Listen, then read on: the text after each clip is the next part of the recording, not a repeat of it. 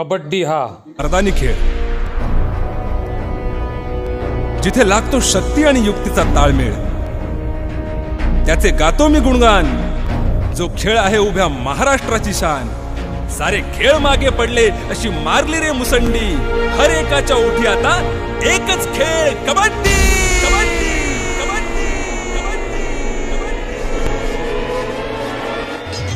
कबड्डी हा मैदानी खेळ, आपल्या मातीचा खेळ. आता प्रो कबड्डीमुळे कबड्डीला फार महत्त्व आलं. जसं क्रिकेटमध्ये IPL निघालं आणि कबड्डीमध्ये प्रो कबड्डी निघाली, पैसा आला, प्रसिद्धी आली.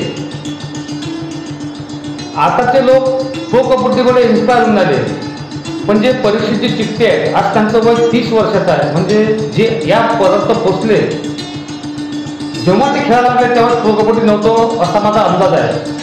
आपण असा कोणता प्रसंग आला आहे की ज्यामुळे आपण कबड्डी क्षेत्राकडे वळला? खेळायची आवड लहानपणापासूनच होती, पण आम्ही कबड्डी हे शालेय स्तरापासून खेळून राहिलेलो आहे. आणि त्याचा एक पर्टिक्युलर कालावधी राहायचा.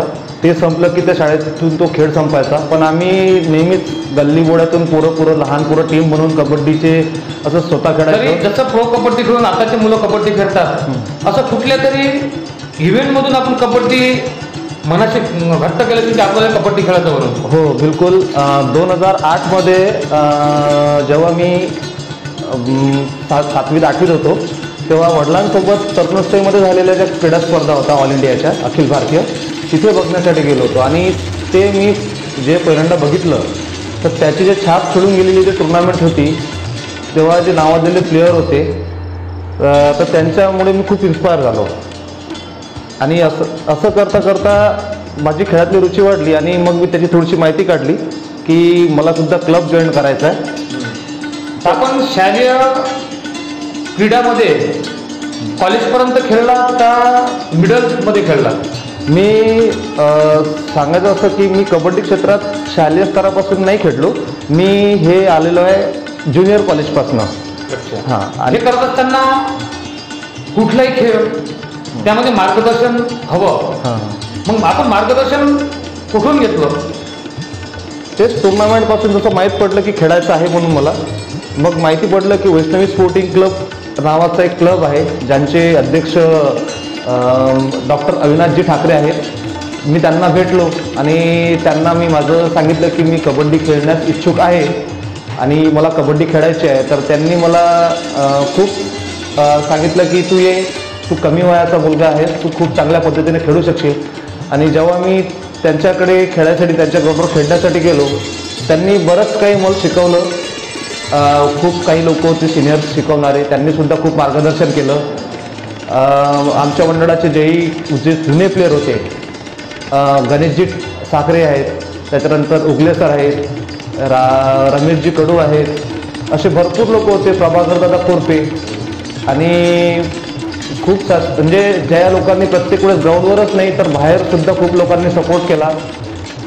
आपण कॉलेजमध्ये मॅचेस गाजवल्या आहेत, पण वैष्णवी स्पोर्टिंग क्लब थ्रू जे आपण अमरावती जिल्ह्यात गाजला, आज एक परीक्षित चित्ते एक ब्रँड आहे. विदर्भ राज्यस्तरीय स्पर्धा आपण खेळलात, पण ती माहिती लोकांपर्यंत पोहोचवायला ते आपल्या तोंडून जर वजावल्या गेली तर फारच चांगलं होईल. सुरुवातीला एकदम डायरेक्ट विदर्भस्तरीय नाही खेळलो मी. काही लोकल टुर्नामेंट आमच्या शहराच्या गावाच्या आजूबाजूनी व्हायच्या. आम्ही आमची टीम घेऊन तिथे जायचो, वैष्णवी स्पोर्टिंग क्लबची, तिथे खेळायचो.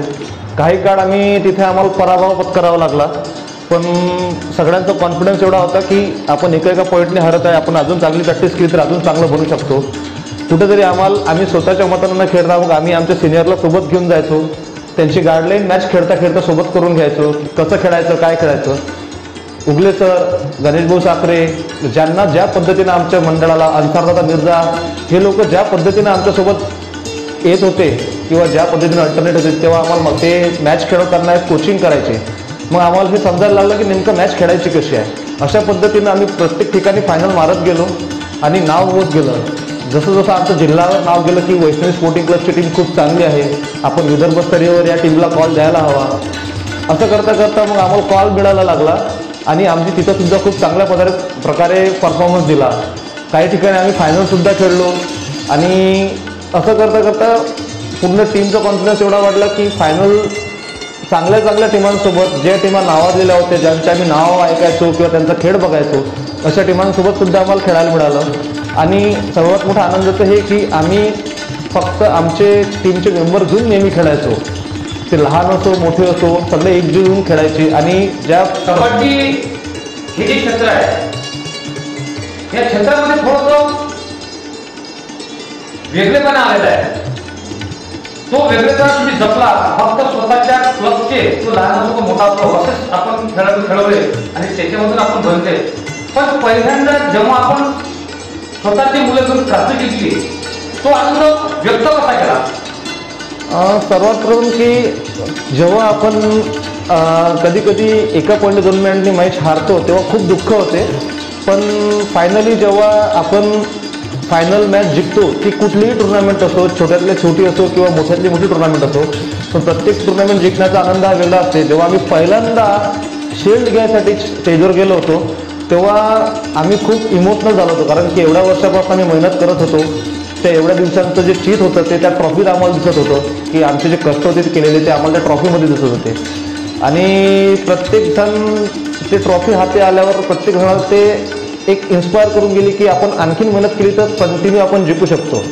आमचा कॉन्फिडन्स लेवल खूप हाय झाला तेव्हापासून. आपण राज्यस्तरीय विदर्भ ह्या स्पर्धा सर्व गाजवल्या आहेत. पण हे करत असताना एक कुठंतरी आपलं टार्गेट आहे किंवा आपण इथपर्यंत पोहोचलो पाहिजे, पण ते क्रमाक्रमानं पोहोचवले जाते. हे करत असताना आपण हा प्रवास नॅशनलपर्यंत कसे काय पोहोचला? ज्यावेळेस अमरावती जिल्ह्याची टीम सिलेक्ट व्हायची असते तर तेव्हा एक ट्रायल राहते, म्हणजे निवड चाचणी राहते.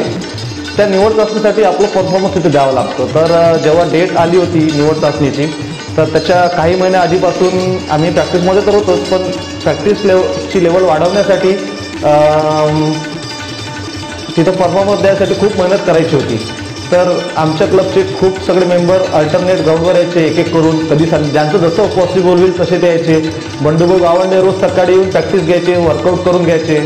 जे उगले सर आहेत, होले सर आहेत, हे सकाळी येऊन आमची स्किल प्रॅक्टिस, संध्याकाळी येऊन स्किल प्रॅक्टिस घ्यायचे. तर तिथं गेल्यावर या सगळ्या गोष्टींचा भरपूर प्रमाणात फायदा झाला. आणि तिथं गेल्यावर अमरावती जिल्ह्यात सिलेक्ट झालो. त्याच्यानंतर स्टेट लेवल खेळायसाठी आम्ही बाहेर ठिकाणी जायचो. तिथं गेल्यावर सुद्धा खूप चांगल्या पद्धतीचा परफॉर्मन्स दिला. आणि तिथले जे सिलेक्टर होते विनायकजी माळी, सतीशभाऊ डफले, त्याच्यानंतर जे आमचे सेक्रेटरी होते विदर्भाचे जितूभाऊजी ठाकूर, त्यांना जो माझा खेळ होता हा भरपूर प्रमाणात आवडायला लागला. आणि अशा पद्धतीने त्यांनी मला स्टेट लेवलच्या टीममध्ये सिलेक्शन दिलं. आणि असं करता करता समोर आपली एक लेवल खेळायची वाढलेली आहे.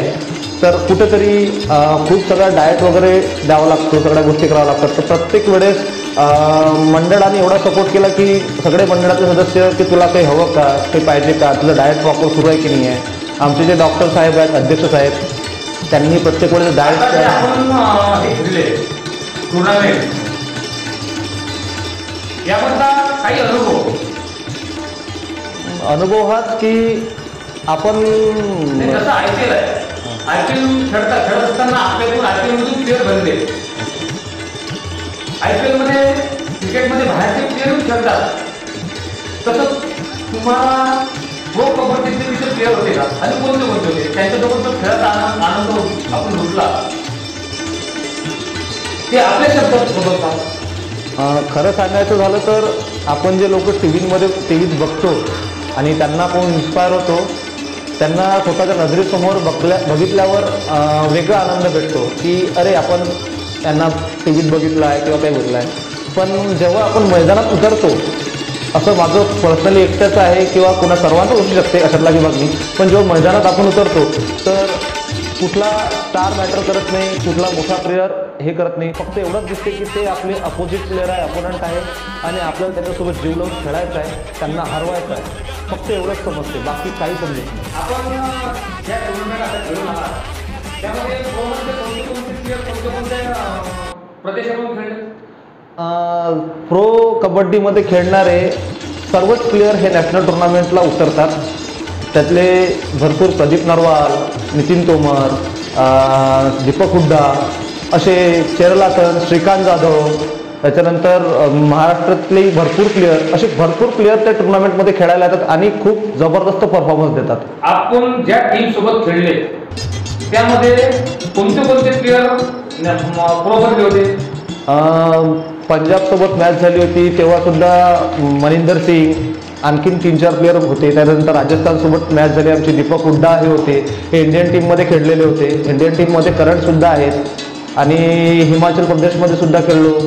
राणाजी होते, सुरेंदरजी होते, असे भरपूर प्रोमधले जे स्टार प्लेयर आहेत ते त्या टुर्नामेंटमध्ये आमच्या अपोनंट खेळले. आता आपलं पुढील ध्येय काय? एका प्लेयरचं ध्येय हेच राहते की आपण किती जास्त वरती चढू शकतो आणि किती जास्त टुर्नामेंट खेळू शकतो आणि चांगल्या पद्धतीने खेळू शकतो. आवश्यक आहे तो एक व्यवस्थित प्लॅटफॉर्म भेटणं. आणि प्लेयर ज्या दिवशी समाधानी झाला त्या दिवशी तो संपला. म्हणून मला कधी समाधानी व्हायचं नाही. जेवढं वरती खेळायची माझी लायकी आहे किंवा मला जे खेळायचं आहे ते मी 100% खेळेल. आपलं जे ध्येय आहे ते ध्येय साध्य हो ही ईश्वरचरणी प्रार्थना करतो. परीक्षित चिकटेसारखा एक हुन्नरी खेळाडू ज्याचं राष्ट्रीय कबड्डी स्पर्धेमध्ये 3 वेळा निवड झाली आणि त्यामध्ये चांगल्या प्रकारे त्यांनी प्रदर्शन केलं, अशा या खेळाडूचं तो ज्या वैष्णवी स्पोर्टिंग क्लबमध्ये खेळतो त्या सर्व संचालक मंडळातर्फे त्यांचा सत्कार घेण्यात आला. त्याला शाल आणि श्रीफळ देऊन त्याचा सत्कार घेतला. त्यावेळेस मनोगत व्यक्त करताना श्री उगले सर, परीक्षित प्रॅक्टिस करतानाही मी त्याला पाहिलं आदर्श शाळेवर. बाकी कोणीतरी गैरहजर राहत होता, पण परीक्षित असा एकही दिवस नव्हता की हा गैरहजर आहे. आणि तेच फळ आहे कोणताही खेळ असो, जो रोज रिहल करत प्रॅक्टिस करत त्याचाच गेम आहे आणि त्याचंच फळ त्याला मिळत आहे. आणि तेवढी नम्रता ठेवून जर अजून तो पुढे गेला तर तो एवढ्या शिखरावर जाईल की तो कुठंच रुकणार नाही. कारण की त्याचा आता गेम जो झाला त्याच्यात कुठं एन्जॉयड नाही, त्याची शरीरयष्टी चांगली आहे, मजबूत आहे. म्हणजे काय आहे की तो मेहनत घेते. अशीच मेहनत घेऊ आणि अशीच प्रगती त्याची होत राहो अशा शुभेच्छा देऊन माझे 2 शब्द संपवतो. पर्सनल लाईफ सोडून मी स्वतः तुमच्यासमोर मी कुठली त्यांची वाहवाही करायची म्हणून बोलून मी राहिलेला आहे. त्यांच्या पर्सनल लाईफमधले प्रॉब्लेम सोडून हे लोक मस्तासाठी 10 वेळा अमरावती आले. 10 वेळा यांचे किती फायनान्शियली कसे कुठले असतील हे यांना माहीत, मला नाही माहीत. पण मला याचा अंदाज थोडाफार होता की या लोकांनी मी काय केलेलं आहे.